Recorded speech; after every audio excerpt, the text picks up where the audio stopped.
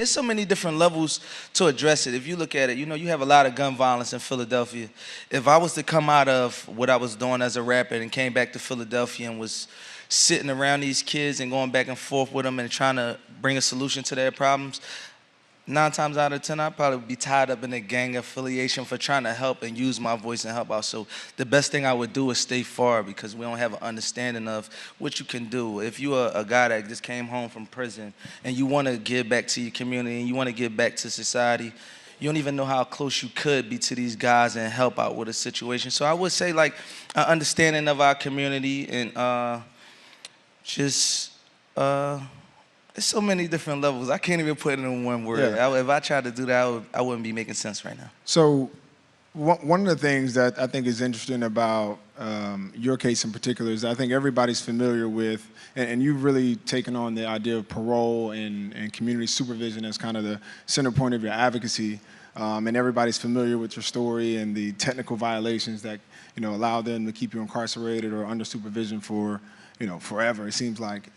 But the other side of the coin that we don't talk about as much or people don't know as much is how the police played a role in your case in the abuse and misconduct, not only physical, but also throughout testimony. So can you elaborate just kind of on that side of your story? I always tell people, I always say there's different layers to it. Like even if you've seen my documentary or if you hear me speak on my case, you might hear me speak about my face in a mugshot for 30 seconds. But it's a big deal to be beat by police officers. But in my world, it wasn't a big deal. So, you might hear me talk about the story. My face got stitches, next. But a cop lied and said I pointed a gun at him. So, now that situation of me getting beat down and knocked unconscious is small compared to what I have to talk about now. I'm fighting for my life, my freedom. A cop said I pointed a gun at him. I was knocked out a bunch of times. I'm cased up. I don't have any lawyer money, and that was my future. The rest of my life, I was caught up in the system, and I was grateful enough to have a drive to push me through, but along the way, I was in the prisons and in probation offices and jails with other guys who wasn't strong enough that I know would be trapped inside the system forever. Me, I know this is a conversation between like the community and police, but me, I try to like narrow it down to everything in one because the system is like a big monster, and it has is so many different layers to it, and you can't address all at one time. So I try to address the system at one because it's so many different layers. And me, myself, I wanted to use my situation and take it and turn it into a platform where I could give people, use my story to shed light. And, like when I tell my story, it's always, I was beat up by the cops 5 seconds and go right past that. No, we take it back and we want to know why did that happen. And me, I can't even make it a race issue. It was actually all African-American cops that put their hands on me, myself.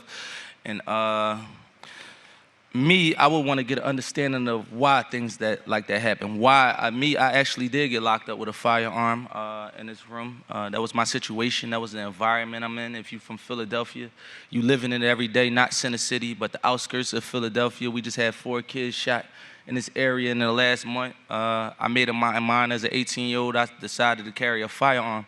But carrying a firearm led me to 36 charges, and the only thing I did was carry a firearm. And me, I always, in the back of my mind, wanted to get a grip on how a kid could go in for 1 charge and leave out with 45 charges. You understand? Yeah. And I think, and I wanted to in my neighborhood. He could touch anything. He could make anything stop or go in my neighborhood because he had an understanding of what was going on in my neighborhood. Me, my father was dead since I was 5 years old. A lot of the kids in there their fathers been gone their whole lives. We had a power center. We had a place to go from 4 o'clock to 10 o'clock at night. Miss Ruth is right here. Shout out to Miss Ruth. She one of the people. I was in her program probably from 3rd grade to 6th grade. I had somewhere to go. Now I ain't been back. I'm not that, I don't know what type of programs they have deep in our neighborhoods, but yeah, and we'll help your program too. I see your program, you're always doing it. We'll make sure we hold you down too. But we ain't have that, nobody don't have that. And we had a cop in our neighborhood that could relate to us, that built with us, that ain't sent us to jail for any single thing. You do wrong, you get wrong. If you play right, you get right. You know what I'm saying? If you're a criminal, you know jail come along with that. If you're not, you might still land in jail sometimes, but you should get your way. And that was just an example. Basically, if anybody from the North Philly area, Burt, Caesar B. Moore, you know Tyrone Crawley. And if you came to him for anything, he had his hands so deep in my neighborhood. He was like a father figure to some of the kids, And I think programs and the understanding and we have a job to do ourselves to bridge this gap and just make it work.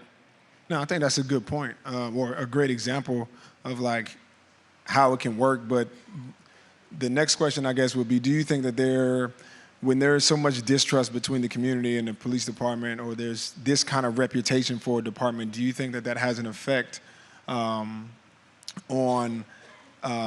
public safety? Like, for instance, they showed that map, and we're talking about how gun violence and homicides are on a rise right now in Philadelphia.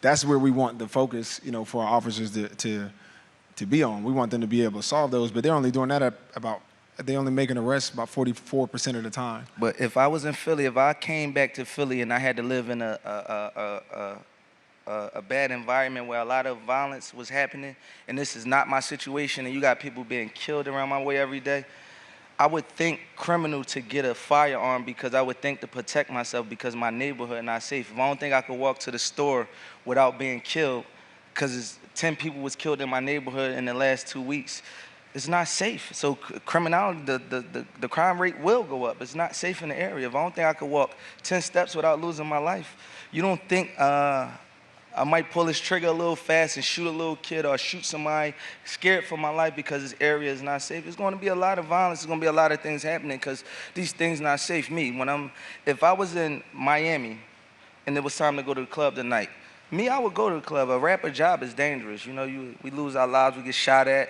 I would go to the club. But now you tell me that I want to go to the club here, you know why? 9 times out of 10 I wouldn't go. When you come outside, it ain't no police outside. So what we got to turn to? Our friends that got gun license. You got to survive just to stay alive. So if it ain't safe, I have money, I got resources, I got a backing. So I don't have to resort to criminality, but I know I come from that life. I'm not far away.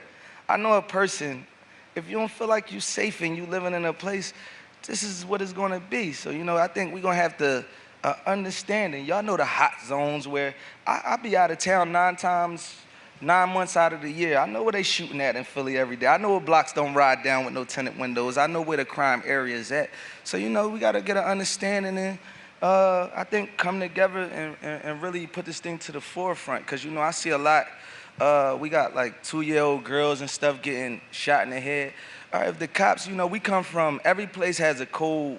The union got a code, police got a code, the streets has a code. If you don't want the police to handle it, who gonna handle these guys shooting little girls in the head around our way? Somebody gonna do something about it or make these guys move out of our neighborhood? So it has to be some type of bridge that gotta be gapped amongst whatever our communities built and the relationship between the police. It got to be bridged. If it's not going to bridge, it'll forever be separated. And I don't think anything could be done about it until both sides step up. And, we here, we talking today. We ready to step up. I don't know any police officers in the building today, but after this, I hope we could just build and make things work. Because I would love to hang on my grandma's block and sit on my grandma's step, but I don't think that's the safe thing for me to do. If I sit on my grandma's step, I think it would have to be a secure firearm there for me myself, you know what I'm saying? But I would love to. So there's so many ways you could go about it. Yeah, and finally, I watch Atlanta. You go to Atlanta, they have a lot of black police. Like when you get pulled over by police, you feel like you can identify to some level. You feel a little bit safe, you know what I'm saying? You look like someone that look like you. If you get pulled over 3 o'clock in the morning and all your life you've been hearing police has been racist and, you might not never experience that, but if that's what's been in your mind and that's what you've been seeing all your life, you get pulled over 3 o'clock in the neighborhood. Myself, I don't even want to pull over tonight. I don't even want any contact because I don't know what you can do. I got pulled over on 12th and Girard. This is a fact coming from 106 and Park in New York. It was Sandy. My album dropped 2012, October 23rd. That was the week of the Sandy hurricane, so I could not fly out of New York I was on probation. I had to drive back to Philadelphia to fly private. I got pulled over on 12th and 12th and Girard. Actually, had a off-duty police officer in my car because you can't carry a firearm in New York. And since we here, I gotta break it down because, you know, rappers give it to you all types of ways. They say you shouldn't have security, you shouldn't. It's almost like a suicide mission. So I always look at it like, should I have my friend, in an ignorant way of thinking how we deliver it sometimes. Should I have my friend drive to New York to protect me with a gun when I could hire somebody for $200 to protect me all day the legit way? Which way should I do it? So I did it the legit way, rode back to Philly. I get pulled over by a police officer. He smelled weed in the car. He don't know it's a cop in his car yet. I don't smoke weed, I'm on probation. I never had a technical violation for weed the 10 years I've been on probation. I just got off probation. I tried my thing. I relax here and there now.